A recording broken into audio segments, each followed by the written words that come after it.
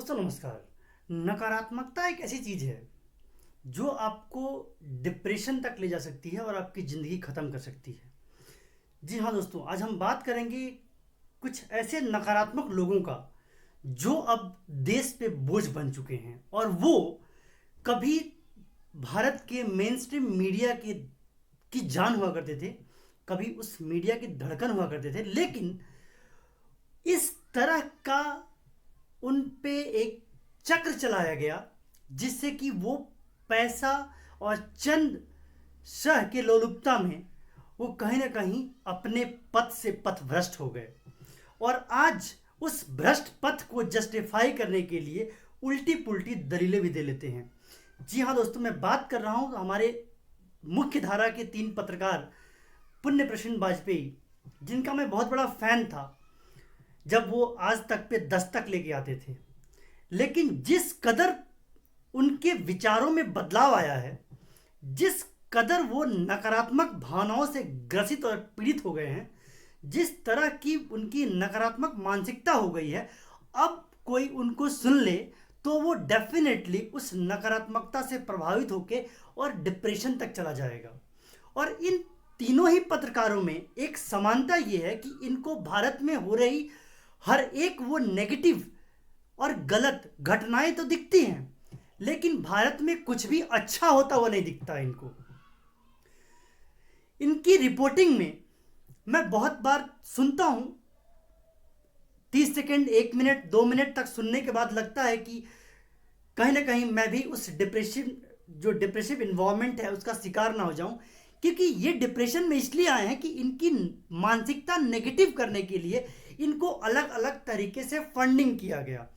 ये लोग कहीं ना कहीं वेस्टर्न मीडिया या फिर भारत के कुछ वैसे अदृश्य दुश्मन जो कि राजनयिक वार्ता तो जरूर करते हैं, लेकिन पीछे से अपने different ISI agents, different NGO और डिफरेंट हवाला के माध्यम से इनको फंडिंग की जाती है, जिससे कि भारत की छवि को अपने ही देश में के लोगों द्वारा विश्व में नेगेटिव दिखाया जा सके और दिखाया जा सके कि भारत कितनी गुर्बत की जिंदगी जी रहा है और भारत में एक आम आदमी की क्या व्यथा और क्या उसकी दशा और दिशा है। और इसकी सच्चाई के लिए वो लोग कहीं ना कहीं सच्चाई टाइप का दिखाने के लिए इन लोगों का इस्तेमाल करते हैं। तो ये इस तरह के पत्रकार हैं जो इस्तेमाल हुए हैं और अब इनकी मानसिकता बहुत ही, मैं सिर्फ यूं ही नहीं कह रहा कि ये कैसे हो गए हैं इस तरीके से, ये अपने ही बातों को 2-4 घंटे में ही काट देते हैं। मैं बात करूंगा, एग्जाम्पल के लिए बात करूंगा सिर्फ पुण्य प्रसन्न वाजपेयी के कुछ यूट्यूब वीडियोस के टैगलाइन से। उन्होंने कहा कि वर्चुअल रैली, जनता के दर्द से बेखबर चुनाव प्रचार।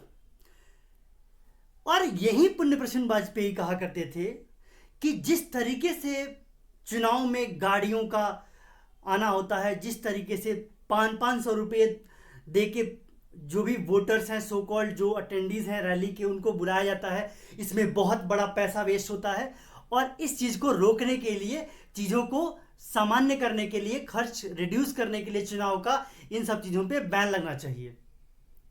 खैर, उनकी मंशा कोरोना ने पूरी कर दी, लेकिन अब जब वो वर्चुअल रैली कर रहे हैं जिसमें कि बिल्कुल ही जीरो एक्सपेंडिचर है as compare to normal rallies in the field, तो भी परेशानी है।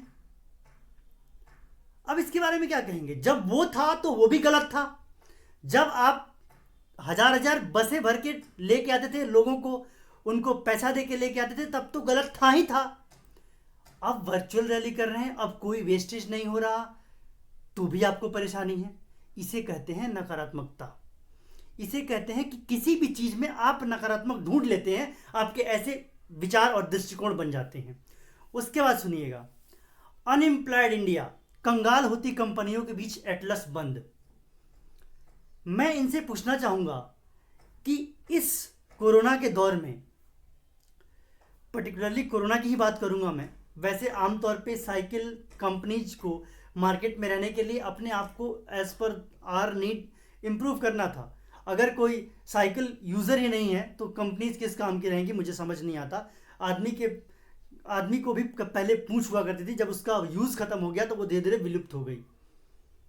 वो साइकिल के साथ क्या और भी किसी कंपनी के साथ हो सकता है, जब आम आदमी उसका इस्तेमाल कम कर देगा या छोड़ देगा तो वो फैक्ट्रीज बंद हो सकती हैं। लेकिन इस कोरोना के दौर में कौन सा ऐसा देश है, कौन सी ऐसी इंडस्ट्री है जो फल फूल रही है, जो कि प्रॉस्पेरस है, जो कि ग्रोइंग है? ये बता दें हमारे माननीय पुण्य प्रसून वाजपेयी जी। तो इस तरीके के विचार उनके, जो कभी भी कुछ भी कोई खोट निकाल सकते हैं किसी भी अच्छी चीज में। उसके बाद आइए नो इकोनॉमिक प्लानिंग, पहले शहर डुबाया अब गांव की बारी। इस कथन का मैं बताऊंगा आपको कि किस तरीके से इन्होंने इसके उलट कथन दिए हैं। उन्होंने आज से 15 दिन पहले ये खूब शोर मचाया था कि मजदूर पैदल चल रहे हैं, उनको गाड़ी से भिजवाना चाहिए, उनको उनके लिए बस का इंतजाम हो, उनके लिए ट्रेन चलाई जाए, और बहुत कैंपेनिंग करी उन्होंने प्रियंका वाड्रा की बस को लेकर, जो पॉलिटिक्स चल रही थी उत्तर प्रदेश सरकार के साथ। तो तब इनको पता नहीं था कि जब वो शहर से गांव में जाएंगे तो वहां पे कहीं ना कहीं कोरोना का प्रचार होगा, बढ़ेगा। क्या ये पता नहीं था इनको? लेकिन तब कह रहे थे कि उनको श्रमिक ट्रेन, मतलब ट्रेन देके उनको घर भिजवाया जाए, ट्रेन से, बस से, जो भी साधन हो उससे घर भिजवाया जाए। लेकिन अब वो बिल्कुल क्या हो गया, उल्टा हो गया। अब कह रहे हैं कि घर भिजवा दिया, अब कोरोना फैलने लगा वहां पे। इसी चीज को नकारात्मकता कहते हैं। इसी चीज को कहते हैं कि आप फ्रस्ट्रेटेड हैं, आपका दिमाग सही से काम नहीं कर रहा। उसके बाद आइए इंडो चाइना रिलेशन, सीमा पर सेना, बाजार में भी चीनी माल, बाजार में चीनी माल। ये वैसे चाइना के एजेंट हैं कि ये पूछ लेते हैं कि चाइना वहां पे 5 किलोमीटर अंदर आ गया, उसके लिए सरकार जवाब दे, और उसमें चाइना की कोई गलती नहीं है, भारतीय सैनिकों की कमी है कि वो रोक नहीं पाए। ये वो लोग हैं जो कहते हैं ये। और अब ये कह रहे हैं कि चीनी माल बाजार में है और उसके बाद वहां पे सेना लड़ रही है, तो इसमें सरकार की गलती है। चीनी माल बाजार में है, उसकी गलती है। लेकिन यही लोग कुछ दिन पहले सवाल करते थे कि आप यहाँ की सरकारें कैसे बैन कर सकती हैं, आप WTO के साथ बाउंड हैं, आप डिफरेंट ट्रीटीज के साथ बाउंड है कि आप किसी सामान को, किसी माल को बैन नहीं कर सकते without any extra ordinary circumstances. आप बैन नहीं कर सकते, तो अगर हम बैन नहीं कर सकते तो चीनी माल बाजार में तो होगा। ये तो आपके ऊपर है कि आप कितने लोगों को इन्फ्लुएंस करते हैं कि वो लोग ना खरीदे सामान, और अगर कोई नहीं खरीदेगा तो डेफिनेटली यहां का व्यापारी उस माल को नहीं खरीदेगा। तो जब बॉयकॉट चीनी होता है तो आप तो उसका विरोध करते हैं। तो इस तरीके से आप सोचें कम से कम कि ये लोग किस मानसिकता के हैं, ये क्या सोचते हैं, कहां खड़े हैं ये लोग। उसके बाद आ जाइए बैंकक्रप्ट बैंकिंग सिस्टम, 6 बरस में करप्शन ही गवर्नेंस हो गया, ये इनका एक टैगलाइन था। दोस्तों मैं बताना चाहूंगा आपको कि जिस तरह की व्यवस्था है बैंकिंग की, इतना एक्स्ट्रा ऑर्डिनरी काम हो गया है बैंकों के पास, बैंक बिल्कुल काम से दबे हुए हैं। जो कि पहले बैंक के कर्मचारी मजे मारते थे, आज उनके पास काम है, रिस्पॉन्सिबिलिटी है, और चीज़ों को का उत्तरदायित्व है, वो आंसरेबल हुए हैं। तो इस तरह का इंप्रूवमेंट हुआ है, तब भी आप खोट निकाल लेते हैं। तो इस तरीके से मैंने आपको बताया इनके ही थॉट से, इनके ही रिटन टेक्स्ट से, कि किस तरीके का टैग लाइन ये कब डालते हैं। मतलब क्या है कि इनकी मानसिकता चेंज होने में बस 2 घंटे का वक्त लगता है और एक पेटी का आने का इंतजार होता है। जहां एक पार्ट पेटी पहुंचा इनके पास, इनकी मानसिकता बदल जाती है, और घर क्यों नहीं पहुंचाया। मतलब इन सब से ये निकलता है कि कहीं ना कहीं इनकी मानसिकता विरोध की है, सरकार के लिए नकारात्मक भावनाओं का प्रचार करना है। मतलब कोई गिरा से गिरा आदमी मैं देखता हूं तो उसमें भी एक अच्छाई नजर आ जाती है। इन्होंने कभी विरोध ये नहीं किया कि मोदी चाय वाला है, 50 लोग कहते हैं। ये जितने कांग्रेसी और कम्युनिस्ट जो हैं, ये दलाल, जो चाइनीज मीडिया के दलाल हैं कुछ बैठे हुए यहाँ पे, वो कहते हैं। लेकिन सोनिया गांधी को एंटोनियो माइनो कह दिया गया तो इन्होंने अपना सर फोड़ लिया। तो इस तरीके की अगर आप नेगेटिव थॉट है आपकी लोगों की गलती बताने में आप इंजॉय करते हैं, तो आप सबकी गलती बताइए ना। फिर आप उन कांग्रेसियों की भी गलती बताइए जो वो करते आए हैं। आप ये भी बताइए कि 1950 से लेकर अब तक जितने भी भारत के साथ दुर्घटनाएं हुई हैं, या फिर जिस तरीके से जमीन का बंदर बांट हुआ है, उसमें कांग्रेसियों का हाथ है। आप बताइए। आप बताइए कि जिस तरीके से नेशनल हेराल्ड केस में जमीन लूटा गया पूरे इंडिया से इन कांग्रेसियों द्वारा, राहुल गांधी और सोनिया गांधी के परिवार द्वारा, वो गलत था। आप क्यों नहीं बताते? आपका एक भी मैंने नोट नहीं देखा जो कि नेशनल हेराल्ड के केस पे आया हो।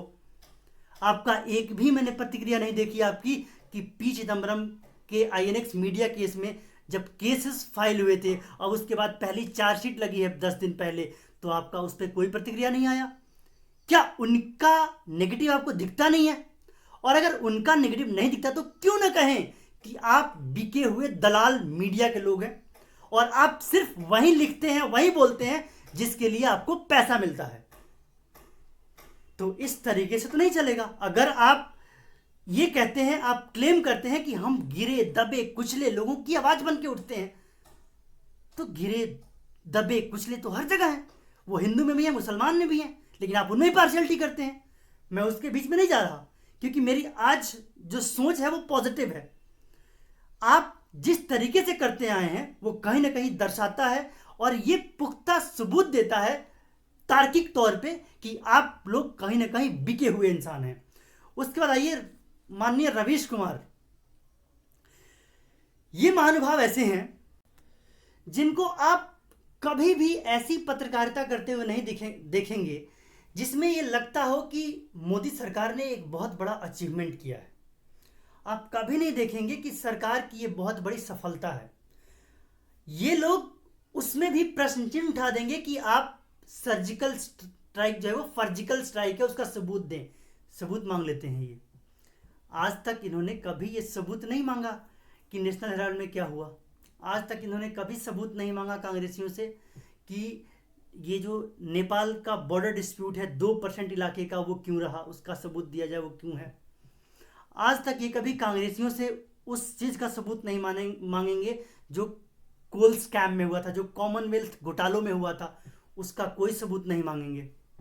जिस तरीके से सीसी पैटर्न लागू करके एजुकेशन सिस्टम को बर्बाद कर दिया गया और विदेशियों का गुलाम बनाया गया अपने सिस्टम को, उस पर ये कभी प्रश्न चिन्ह नहीं उठाएंगे।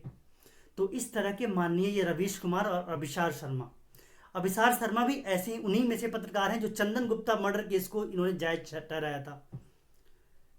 मतलब किसी खास धर्म का मर्डर हो जाए तो वो जायज है, लेकिन एक माइनॉरिटी का हो जाए वो नाजायज है। उस पर तो ये लोग छाती पीट लेंगे, अपनी चूड़ियां तोड़ लेंगे। ये इस तरीके के इंसान हैं। तो हम क्यों ना कहें कि जिस कदर नकारात्मकता इनकी भरी हुई है, वो नकारात्मकता अब इनको राष्ट्रद्रोह, देशद्रोह की तरफ ले जा रही है, जो कि इनके लिए तो ठीक नहीं है, लेकिन इनके पत्रकारिता की वजह से देश के लिए ठीक नहीं है।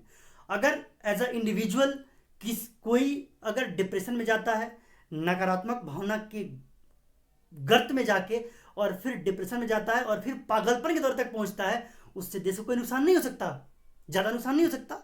हालांकि हर एक आदमी कंट्रीब्यूटर है, नुकसान हो सकता है देश का, लेकिन ज़्यादा नुकसान नहीं होगा।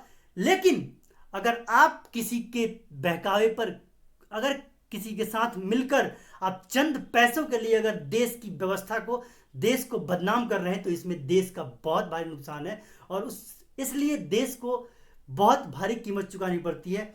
इसलिए मैं आप लोगों को सलाह देता हूं मुफ्त में, आप लें या ना लें, कि आप लोग कम से कम इन दुष्ट और दलाल पत्रकारों से आप दूर रहें, जिसके वजह से कम हमारी जिंदगी खुशहाल रहे। क्योंकि विज्ञान भी कहता है कि कभी ना कभी आप जब सोचने लगते हैं, प्रोज एंड कॉन सोचिए कि क्या सही होता है, हो सकता है क्या गलत हो सकता है। लेकिन अगर आप हमेशा गलत सब सोचते रहेंगे तो आपकी मानसिक, शारीरिक दोनों ही तरह के स्वास्थ्य पर बुरा प्रभाव पड़ता है।